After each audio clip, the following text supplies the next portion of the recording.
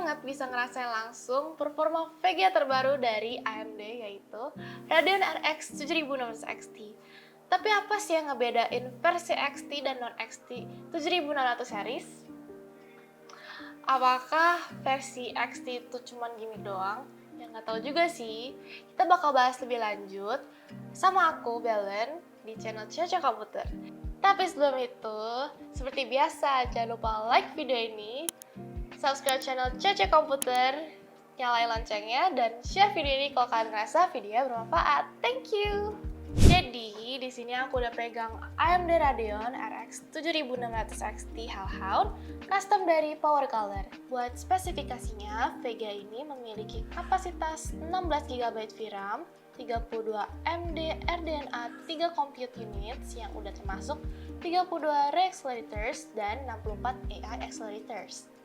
32 MB AMD Infinity Cache, DisplayPort 2.1 yang didukung teknologi AMD Radeon's Display Engine, yang mana teknologi ini bisa menampilkan resolusi dan warna yang lebih baik seperti 12-bit HDR dan Full Coverage Rack 2020 Color Space untuk akurasi warna sampai dengan 68 juta warna di resolusi 8K 165Hz. Secara gak langsung, spesifikasinya mirip banget dengan yang non-XT, cuma berbeda di kapasitas VRAM dan frekuensinya, di mana RX 7600 XT memiliki VRAM 16 GB dengan boost frekuensi up to 2810 MHz. Sedangkan RX 7600 hanya memiliki VRAM 8 GB dengan boost frekuensi up to 2695 MHz. Sekarang kita bahas fisiknya sedikit, khususnya model custom dari Power Color Hellhound ini. Secara tampilan biasa aja ya, simple, gak ada corak atau model yang aneh-aneh. Ukurannya juga kecil dan bisa dijadikan pilihan buat yang berencana build mini PC. Sistem pendinginan kayak biasa pakai dua fan RGB yang bisa diubah warnanya antara ungu dan biru atau dimatikan dengan switch yang disediakan dekat backplate-nya. Selain itu ada switch OC atau silent juga yang memudahkan kita untuk setting profilnya sesuai dengan yang kita butuhkan. Karena aku udah pegang Radeon RX 7600 XT dan non-XT, sekarang aku mau coba bandingkan keduanya di beberapa game dan rendering juga. Berikut hasil benchmarknya. Untuk settingan, aku pakai konfigurasi Full HD 1080p dengan settingan default. Di game pertama yaitu Counter-Strike 2, resolusi 1080p, setting medium RX 7600 XT dapat rata-rata 381 fps, sedangkan RX 7600 polos dapat rata-rata 343 fps.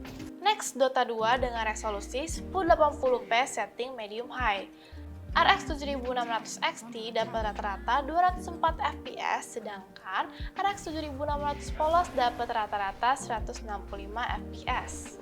Buat game kesukaan aku yaitu Valorant dengan resolusi 1080p setting high, RX 7600 XT dapat rata-rata 542 fps, sedangkan RX 7600 polos dapat rata-rata 489 fps. Game AAA Cyberpunk 2077 Phantom Liberty dengan resolusi 1080p setting Ray Tracing Low, RX 7600 XT dapat rata-rata 92 fps, sedangkan RX 7600 polos dapat rata-rata 76 fps.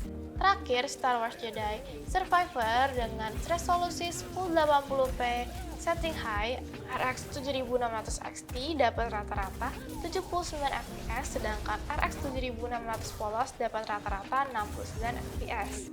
Guys, aku lupa nih kasih tahu ke kalian kalau AMD punya fitur yang bisa memanjakan para gamer game AAA. Namanya AMD Fluid Motion Frame. Emang kenapa sih ini bisa memanjakan para gamer? Ini fitur apa sih sebenarnya? Secara singkat, AMD Fluid Motion Frame atau AFMF ini merupakan teknologi yang dibuat untuk meregeneratif frame tiap frame game yang kalian mainkan. Contohnya saja, ketika sebuah game berjalan dengan frame per second di angka 60 fps, maka AFMF akan meregeneratif 60 frame tambahan agar gamenya terlihat lebih smooth. Sebagai catatan, untuk mengaktifkan Fitur AFMF ini ada beberapa kondisi yang harus dipenuhi, seperti mematikan phishing dan minimal bisa 60 fps. AMD juga menyarankan untuk memaksimalkan potensi AFMF ini, harus juga menyalakan fitur HyperRX yang sekalian mengurangi input lag dan boost performance. Di sini ada satu game yang aku coba fitur FMF-nya, yaitu Cyberpunk 2077. Dari yang FPS-nya itu cuma di 92 average, bisa menjadi 160 average-nya tanpa mengurangi kualitas gambar sama sekali. Baik diaktifkannya fitur HyperRX atau tidak diaktifkan, daya yang dibutuhkan sama RX 7600 XT sama aja. Di catatan aku, dapat max dayanya di 193 watt dengan maksimal temperatur di 69 derajat dengan kondisi casing tanpa tempered glass.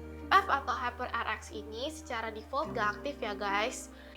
Jadi buat kalian yang mau boost FPS harus aktifin HyperRX ya di AMD Adrenalin, baik AMD RX 6000 atau 7000 series. Jadi gimana menurut kalian? Menurut aku sih kalau kalian lebih fokus ke game kompetitif, RX 7600 sudah cocok banget.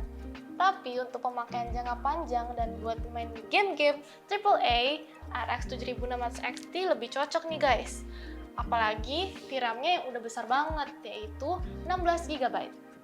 Nah, kalau kalian tertarik sama Vega ini, kalian bisa langsung datang ke store kita di Mangga 2 Mall, lantai 3, nomor 34. Atau kalian nggak sempet buat ke store, kalian bisa langsung check out di e-commerce COC Komputer, yaitu Tokopedia or Shopee. Kalian tinggal pilih, dan itu aja video kali ini. See you in the next video. Bye-bye!